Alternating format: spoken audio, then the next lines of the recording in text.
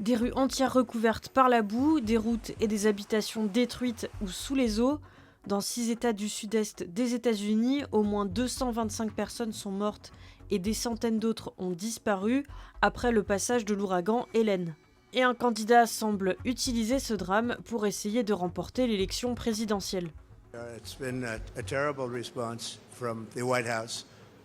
They're missing $1 billion that was used for another purpose, and nobody's seen anything like that. No, from that standpoint, it's been terrible. La semaine dernière, Donald Trump, le candidat républicain à la présidentielle américaine, a multiplié les déplacements dans les États touchés par l'ouragan Hélène et il a aussi multiplié les fake news.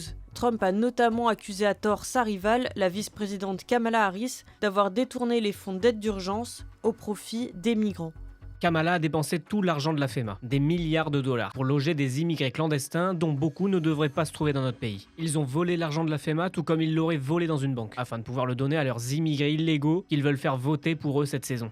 Des propos qui ont été rapidement démentis par la Maison-Blanche qui a accusé le candidat et son camp de répandre des mensonges éhontés. Quelques jours plus tôt déjà, Donald Trump avait relayé de fausses informations sur l'aide apportée aux victimes en Caroline du Nord, l'état le plus touché par l'ouragan Hélène.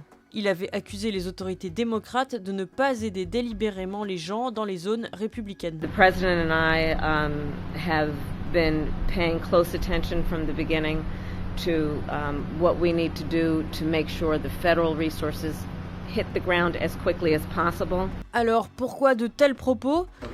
I'm worried about the people, not the vote. I'm worried about the people. A lot of people missing.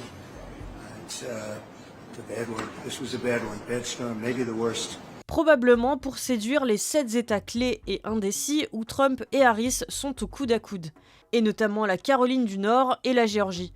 Dans ces 2 États qui ont été violemment touchés par l'ouragan, l'un ou l'autre candidat devrait l'emporter à seulement quelques dizaines de milliers de voix près.